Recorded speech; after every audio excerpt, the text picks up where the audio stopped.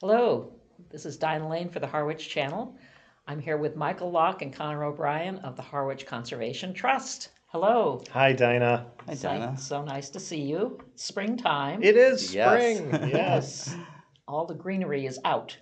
Almost. Lots happening. Birds singing. Lots of things going Yeah. on. Yep. So, what would you like to start with today? You have lots of reports. Lots of spring stewardship happening. Connor and Okay. his dedicated volunteers are Yes. really busy. Okay, so the stewardship program. Yes. So springtime is our time of year when all of our citizen science projects start. So I'll talk a little bit about a few of those. Right now going on, and they're really starting to run, is the volunteer herring count. So volunteers visit the herring ladder at Hinckley's Pond, where the Herring River meets Hinckley's Pond, and they count herring as they go over into Hinckley's Pond. This helps scientists from the state and APCC, our partner, monitor run health and determine how many herring are getting from the Herring River into Hinckley's, Seymour, and Long Ponds. So right now they're once the water temperature hits 51 degrees, they start running and they start spawning in our ponds. And there's some pictures of them going over the ladder. Beautiful. And it's a really fun time. So volunteers are out there every day doing counts, 10 minutes each, to create help a statistical model how many herring are going into those ponds. The other thing we've got going on now is nest box monitoring.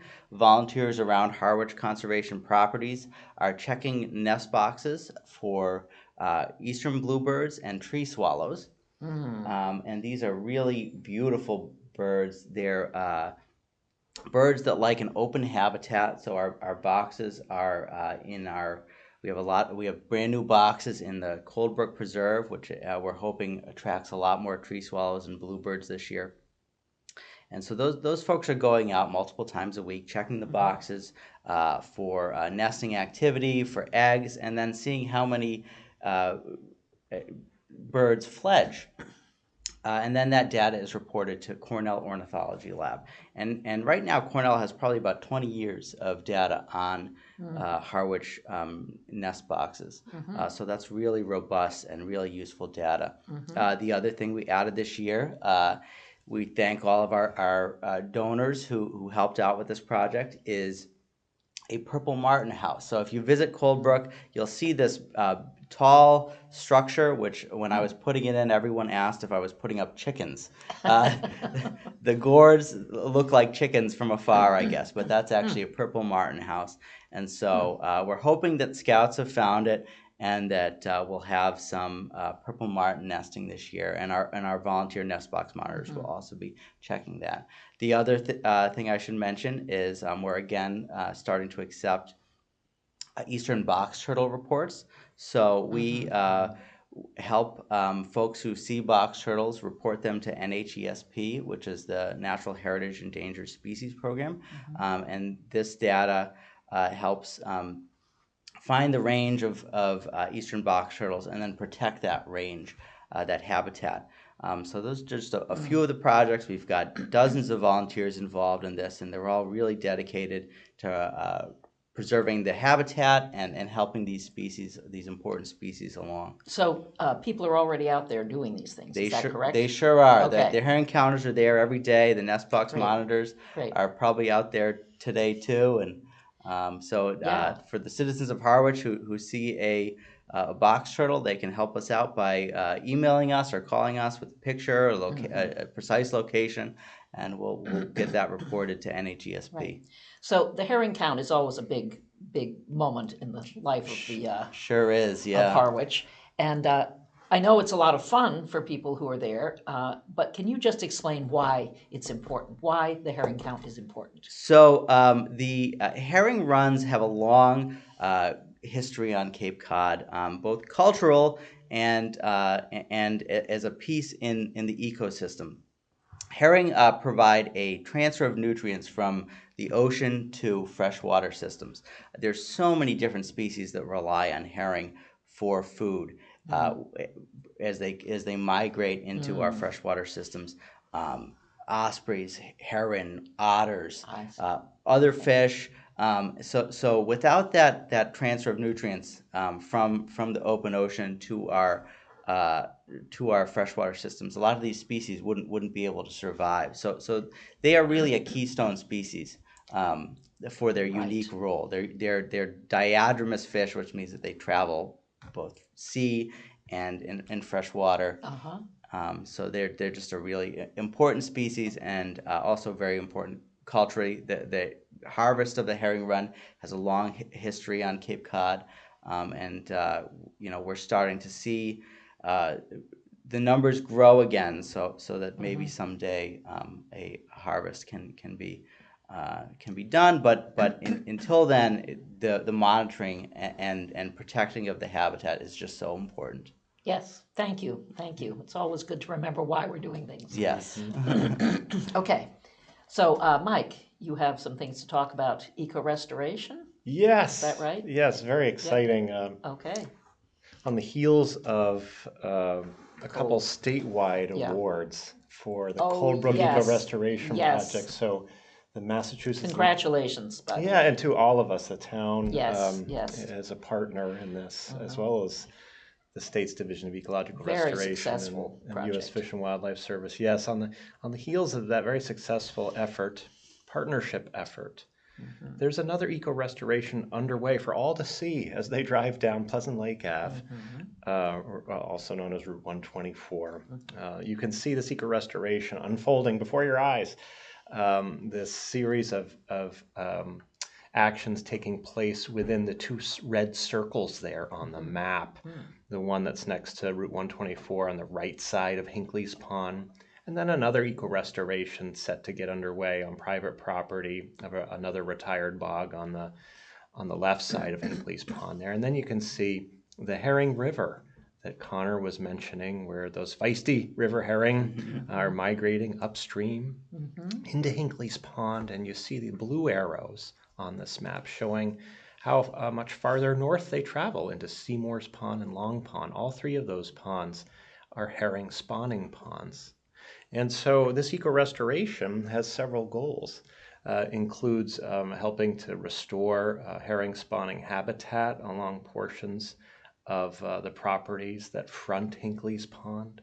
It aims to restore native wetland habitats, and why that's beneficial is it can enhance wildlife habitat diversity, increasing wildlife watching opportunities for anybody visiting the future trail on that site that's nestled in the corner of Headwaters Drive and Route 124. Also, better wetlands means better stormwater absorption, so that's helpful for water quality. It is. And as I mentioned, for the future trail improvements, the loops around that Hinckley's Pond Herring River Headwaters Preserve will be wheelchair accessible, just like the half-mile loop that's been created at the Coldbrook Preserve. Yes. And I'm hearing that people are really enjoying it. It's not just folks that use wheelchairs for mobility, but folks with walkers and canes. Yeah, and it's very accessible. It's very accessible, and also families with youngsters and strollers that want to get outside for some fresh air and exercise. So we're grateful to be able to work with our partners on this Hinckley's Pond Herring River Headwaters Eco-Restoration. Eric Williams, our on staff as our Director of Communications, has been sending out a weekly update on that eco-restoration journey. Anybody interested can sign up at our website, harwichconservationtrust.org, and look up and to the right for sign up for HCTE News, and you'll get those updates. You receive them through your email? You get them through your email each Saturday morning. Oh, wonderful. It's pretty fun. Yeah. So it's pretty exciting. Very exciting. And I know town meeting is coming up. Town meeting is right around the corner. It is. Yes. And there's a big question on that for the HCT. So perhaps you could speak a little bit about that. Yes, absolutely. So Article 29 focuses on $500,000 in Community Preservation Act open space funding proposed for, here it is there, for the 50-acre acquisition. Also a bog property. So just to give a little background here, local bog owners, they work hard to make a living and to keep these places in production, but it's been tough because there's been a lot of oversupply of cranberries from off-Cape, much larger bogs, and local growers, some of them have been looking for ways to exit the industry. Now, they could develop the uplands into subdivisions, right? That would be an impact on water quality, including this area that's right in the Herring River watershed. And so as an alternative, Harwich Conservation Trust is available to create a conservation future. And that's what we're doing with Ray Thatcher Jr., who was working with Harwich Conservation Trust to preserve this property. It's a $3.5 million total project goal. The cost of the property itself is about $2.5 million. We have another property we've added on to this assemblage. Plus we have other project costs, including some preliminary eco-restoration design work. And while that's underway, Ray is going to continue to farm it for the next 2 years. So he'll have a graceful way to exit the industry, help with this legacy of preserved land, future walking trails, protected water quality in that portion of the Herring River watershed, and also protecting those views that we've all come to know and love as we travel down Great Western Road or the Cape Cod Rail Trail. So it's an exciting project. We hope town meeting voters will vote yes on Article 29. Yes. May 5th, our reserve spot on your calendar for May 6th in case town meeting and this article goes to a That's second right. night, Hopefully, right? yes, 29. Is that what you said? Article 29 It is should be this one. Monday. Yeah, hopefully. Hopefully. We'll keep our fingers crossed. Yes, But nonetheless, it's an important one, It and is. people should stick it out yes. in order to yeah. be able to vote for that. Yes. So we hope for voter support, and that'll bring us another step forward in completing the acquisition. Excellent. Okay. Well, thank you so much. Thanks so much. Yeah, it's great Thanks, to see Dinah. both of you. You as well. Connor and Michael for the Harwich Conservation Trust. And this is Dinah Lane. Thank you.